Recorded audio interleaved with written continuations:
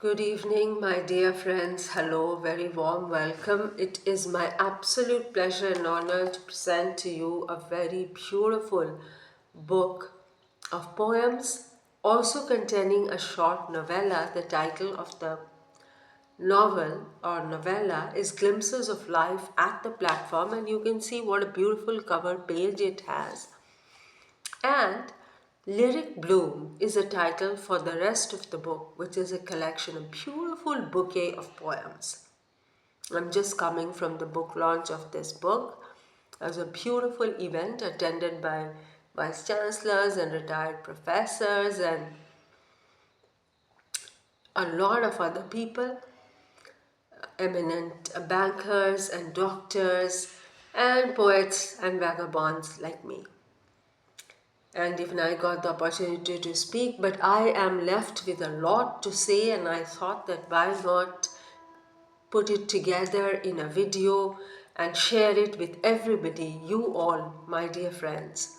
And we can discuss English poetry, contemporary Indian English poetry, Indian English writing in general.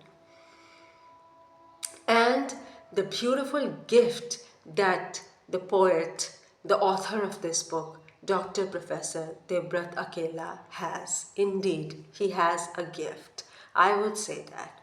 And let me read a poem to illustrate that point of mine. I will read the very first poem and then I'll go on to say a few things. The platform of life. So the novel is also about a platform with a lot of things happening that convey so many aspects of modern life. And here is a poem which makes a transition from novel to poetry, and poetry is beautifully sort of expressed here and beautifully experimented with. I wouldn't say that he's a novice novelist or a novice poet. No, he's a master at his craft in both forms. I would like to congratulate him again, and it is again my pleasure and honor to be talking to you about this book, The Platform of Life. Life is a platform where we stand, a journey that we cannot plan. With twists and turns and highs and lows, it's a path that everyone knows. From birth to death, we travel far, sometimes together, sometimes apart, meeting people along the way. Some to stay and some to stray. The platform is a place to pause, to reflect on life and its cause. How deep? Just note that line.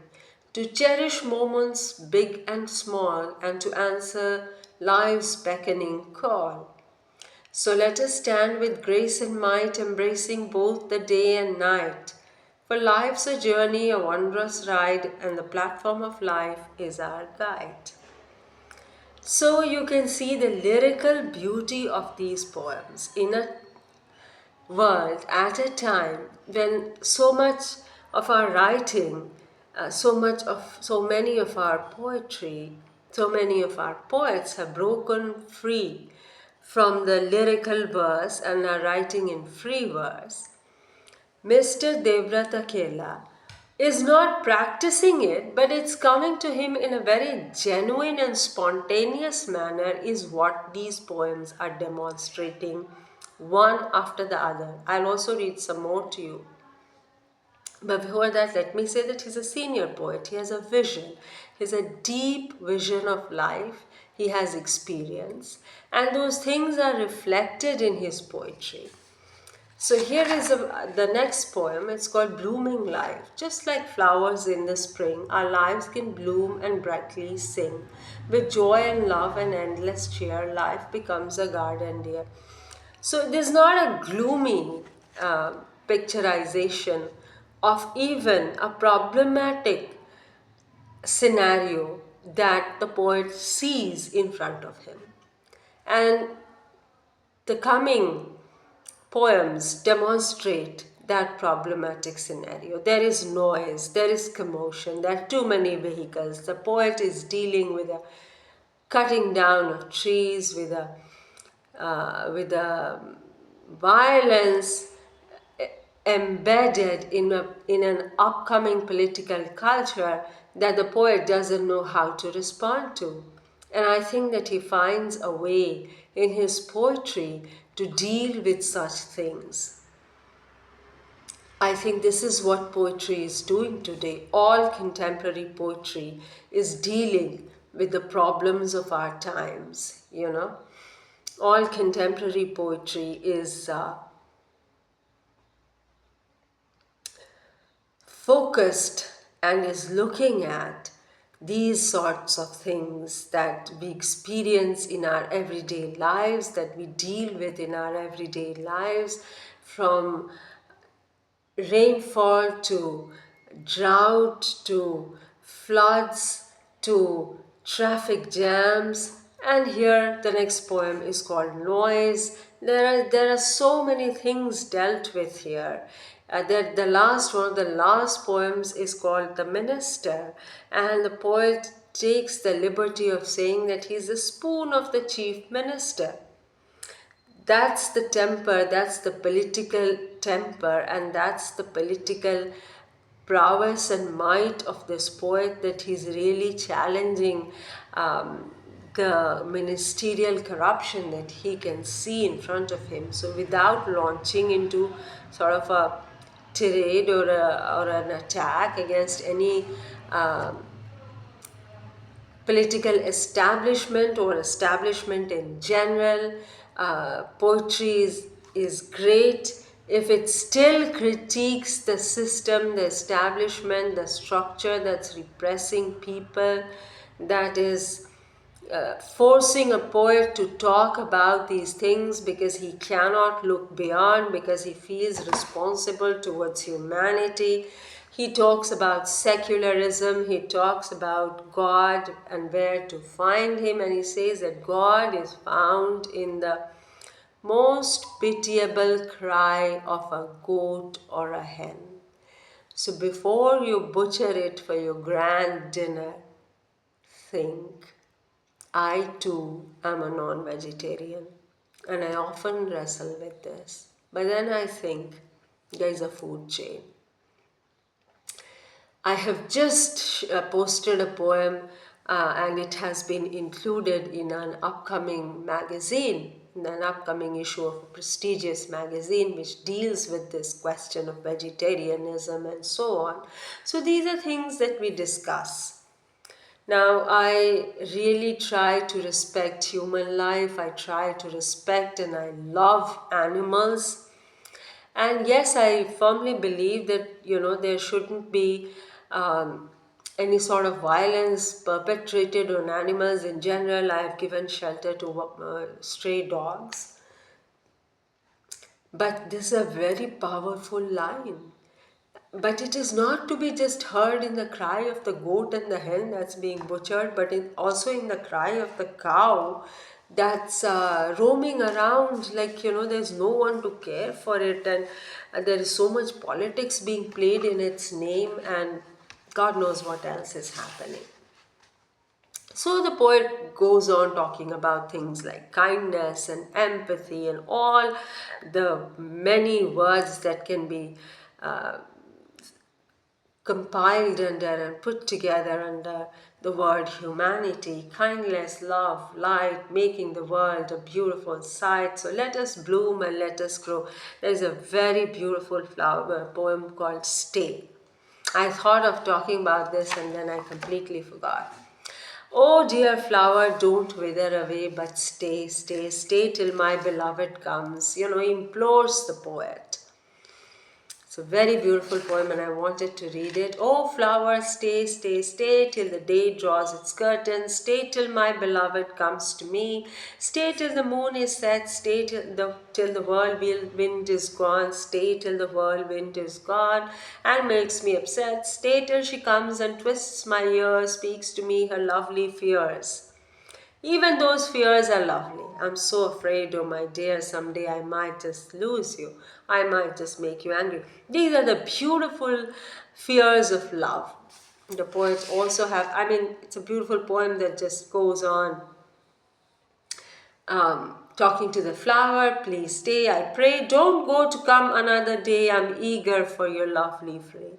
Don't go to come another day, I'm eager for the lovely fray.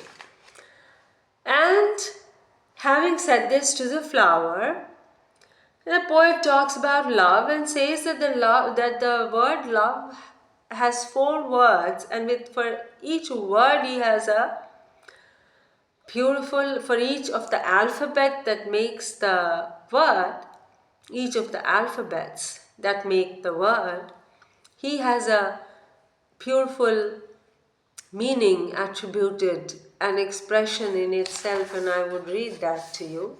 But before that, there is another poem called Love Poem. Rosy lips, radiant pearls, flowery face, appetizing heart, slender waist, dimple hair, creamy breast, intoxicant gait. Oh, had you been my classmate. And there is also a jovial, sort of a boyish voice to these poems, which talks about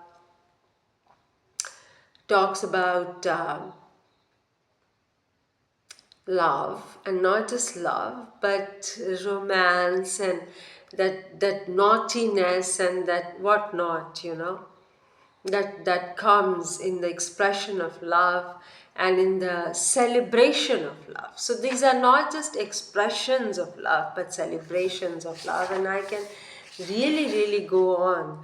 But I have to say that there is not just one topic. This is not just a collection of love poems, deep and frivolous. No. There are many poems which are of very many colors and characters. There is a poem on pain. Pain cleanses our heart. What a deep expression and observation, and what a beautiful way of expressing it. Pain cleanses our heart, it opens our eyes and makes us smart. Look at the lyrical beauty of this. It makes us see and feel who lives far. It makes us see the friend and foe. It is the measuring rod of those who boast much of their love and tell to recognize thorn and rose. It is boon in the sense that makes us see about the truth and gains. It can't be the curse because it is the reality of the earth. So pain cannot be a curse. These are poems that are meant to give strength, because we all have to deal with pain, even in love. It's not just disappointment, but love is an emotion where pain comes very easy, because it's such a tender and open emotion that makes you come out of all of your cocoons and shells and all of your hiding places and all of your safe brackets. It makes you vulnerable. Nothing makes you so vulnerable as love, because being in love gives your other half the capacity to love you back, but because you're ready to receive it, you are in a tender spot. And sometimes even the giving of love can be very harsh. And I have seen that, people like to sort of inflict pain. I don't know if this is a modern thing. I think it's very ancient. Nowadays it's getting slightly better, especially men. Men as lovers can be much more brutal. They are good friends, but as lovers they can be very brutal. I mean, I'm saying this because these are poems about love, and there's also a poem on womanhood in women in general, that talks about women being mischievous and deceivious, which is not true. Same can be said about men. So there's nothing that these poems shy away from. There's nothing that these poems are hiding from. So pain is something that comes easy. It's not like only a few people in this life face pain or have to deal with pain. Pain is a common and generic thing. I mean, everybody has headache, that's different. But sometimes your love can give you headaches, and that's different. And so these are poems of life, about life. There's a poem on son, there's a poem on daughter. The poem on son sort of basically addresses the son and asks him to be more dutiful. The poem of daughter is more laudatory. There's a poem on Krishna.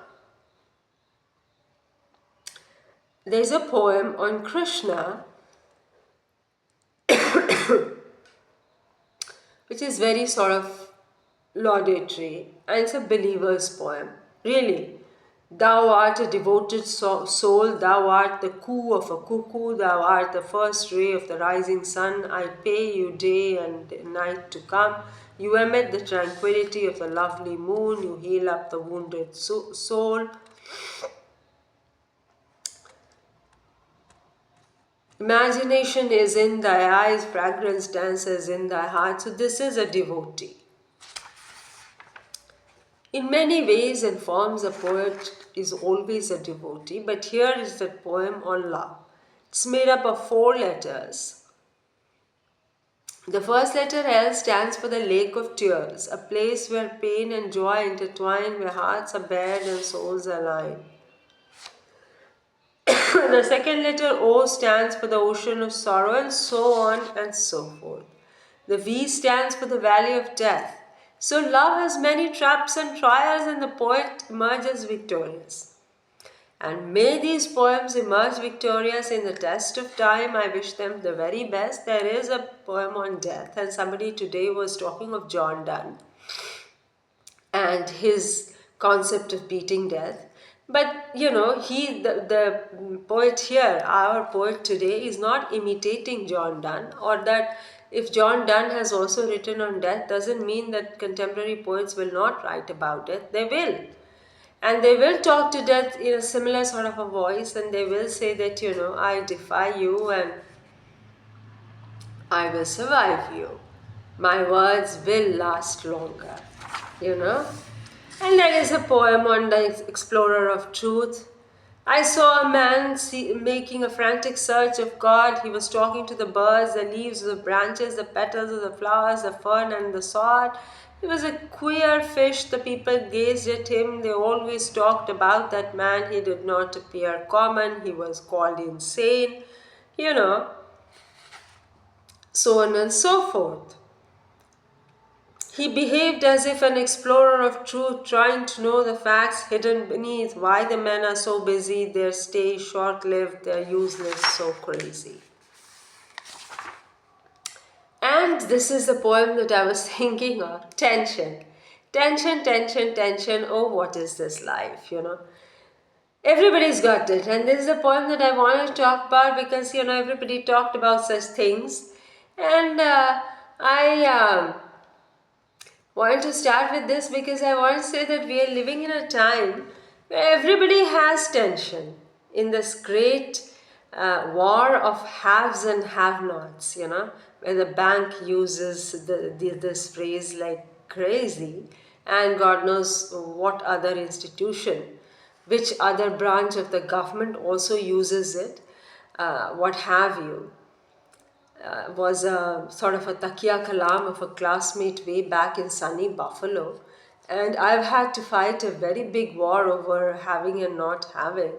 But tension is something we all have today, from the time of the kindergarten till we finish our studies, and even then it's never gone. So why are we living with so much tension today? He's talking about taking pills and whatnot. And here I narrated a story by our Vyas Samman winning writer Suryawala ji. And I also talked about writing in Hindi because Deobrat ji is a bilingual writer. He writes both in Hindi and English. And there's a poem on nature. There are so many. This poet goes on to search and talk about the meanings of prayer and the meanings of life. If life treats you bad, don't feel lonely and sad. So, this world, the poet always has a vision of this world, and this is what I want to sort of say and sum up, because I can go on and on. I've been going on since the past 20 minutes, and I can go on and on forever. But this world has no longer remained beautiful. The people here are not merciful. This is what I'm saying. This is the world that the poet is seeing and responding to, and he is sort of giving back faith in these words as to not come apart. Don't come apart. This is what the poet has to say. Don't fail at your little tests, in enduring, in sort of not uh, falling a victim to that violence, not getting trapped. I mean, what I'm trying to say, and that is what I'm fumbling, don't sort of be tempted to respond to violence with violence. And by that I also mean that you don't have to stoop to the point of exactly responding to every nonsense that you are provoked into responding to, right? I mean, what I'm trying to say is that sometimes silence is golden, right? This is why we write, because we don't, if somebody is really shouting nonsense, we don't jump into it. There are times when, we see amazing things happening. People also, there can be a violence even in a classroom. I mean, by violence, I don't just mean sort of direct violence, but sort of hidden violence, which is contained in words that are not always very merciful, respectful, not just towards one single individual, but towards general people. Right now we're having this situation in the parliament over Ambedkar and whatnot. So, time is money, time is all powerful. It is a time that wakes you up, it is a time that makes you sleep. Absolutely gorgeous poems, and once again, I would like to send my very best wishes to the poet and many congratulations to him.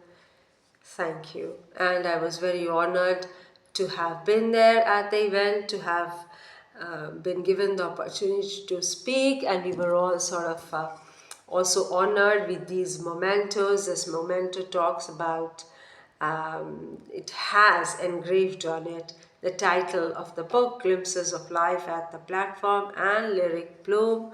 And again, congratulations to Mr. Deobrat, Akela. Thank you, friends.